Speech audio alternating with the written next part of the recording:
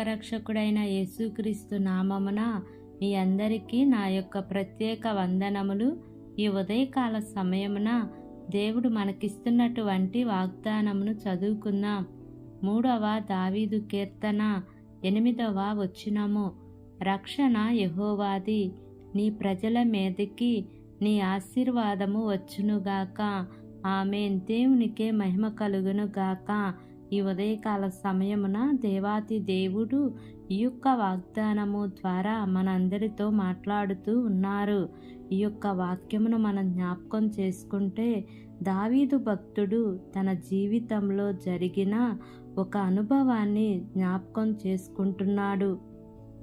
అదేమిటి అంటే, తన కుమారుడైన అబ్షాలోము దావీదును తరమటం ప్రారంభించాడు. ఎందుకు తరుముతున్నాడు అంటే, పదవికాంక్ష, రాజ్యకాంక్ష, సింహాసనాన్ని అధిష్ఠించాలనే ఆశ అబ్షాలోములో బయలుదేరింది. అబ్షాలోము అంతకు ముందే ఒక ప్లాన్ చేసుకున్నాడు. ప్రజలందరినీ తన వైపు తిప్పుకున్నాడు.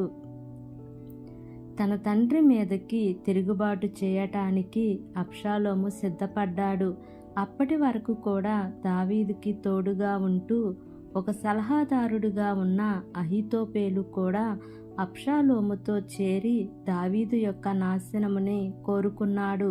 వారిద్దరూ ఎప్పుడైతే కలిశారో కుట్ర చాలా బలమైంది. ఒకానొక సందర్భంలో దావీదు ఆ కుట్ర గూర్చి ప్రార్థించాడు. ప్రభువా, ఆ కుట్రను భగ్నము చేయమని ప్రార్థించాడు. పరిశుద్ధ గ్రంథంలో దావీదు భక్తుడు చాలా అద్భుతమైన కీర్తనలు రాసినాడు.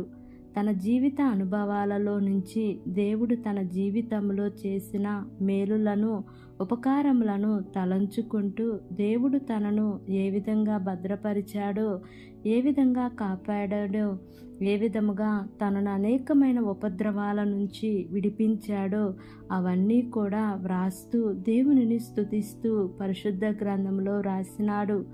అబ్షాలోము తన తండ్రిని తరుముతున్నప్పుడు దావీదు రచించిన ఈ కీర్తన, ప్రభువా, నా తల ఎత్తువాడవు నీవే, నన్ను కాపాడువాడవు నీవే, నాకు కేడెముగా ఉన్నావు అని దేవునిని చూడటం ప్రారంభించాడు. చాలాసార్లు మానవ జీవితంలో ఇలాంటి అనుభవాల గుండా చాలామంది వెళ్తూ ఉంటారు. సొంత కుటుంబ సభ్యులే, బంధువులే అంతవరకు ప్రేమిస్తున్నాము అని చెప్పిన వారే కొన్నిసార్లు ఇబ్బందులకు గురి చేస్తూ ఉంటారు, నమ్మక ద్రోహం చేస్తూ ఉంటారు. అలాంటి పరిస్థితులలో ఒక వ్యక్తి యొక్క మానసిక స్థితి చాలా భయంకరంగా ఉంటుంది.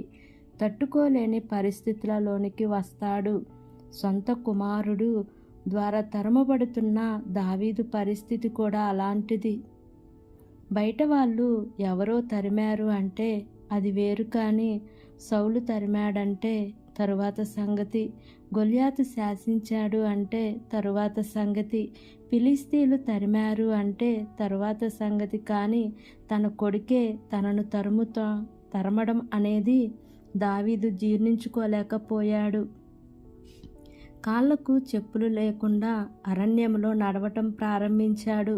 దావీదు ఎప్పుడు కూడా దేవుని వైపు చూస్తూ ఉంటాడు. దావీదు దేవునికి తన సమస్యను అప్పగించుకుంటాడు. ప్రభు చేతిలో తన సమస్యను ఉంచుతాడు. ప్రతి సందర్భంలో దేవునిని బట్టి దావీదు ధైర్యం తెచ్చుకున్నాడు. ఆ ధైర్యమును బట్టి ముందుకు సాగినాడు. అయితే ఈ సందర్భంలో దావీదు అంటున్నాడు, రక్షణ యెహోవాది, నన్ను రక్షించే పని ఆయనది, నన్ను బలపరిచే పని ఆయనది, నీ ప్రజల మీదకి నీ ఆశీర్వాదం వచ్చునుగాక అని అంటున్నాడు. ఈ ఉదయకాల సమయంలో ఈ యొక్క వాక్యము వింటున్న ప్రియా సహోదరి, సహోదరుడా, ఈరోజు నీవు తరమబడుతున్న పరిస్థితులలో నీవు ఉన్నావా? గెట్టివేయబడిన పరిస్థితులలో నీవు ఉన్నావా? అవమానించబడిన పరిస్థితిలో నీవు ఉన్నావేమో.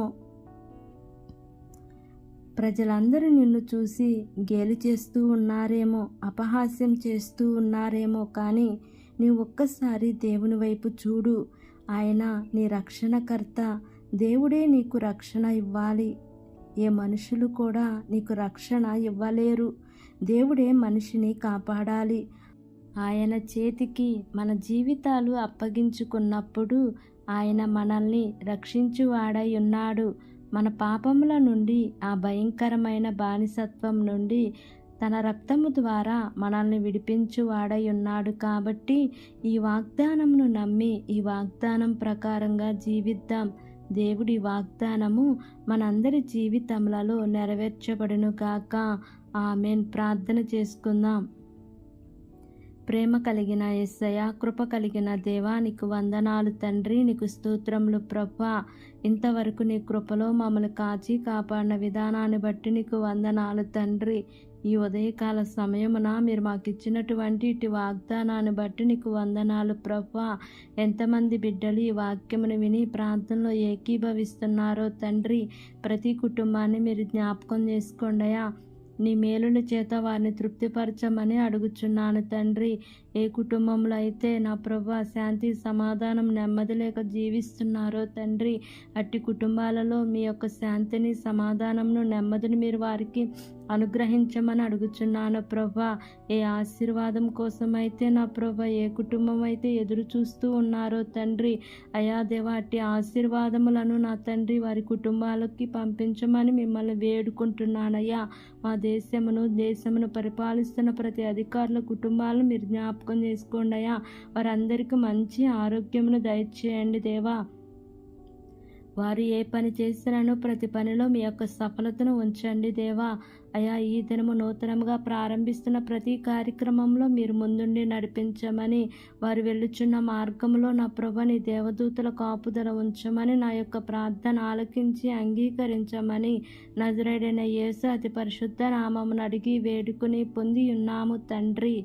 ఆమేన్, ఆమేన్, ఆమేన్. Praise the lord. God bless you all.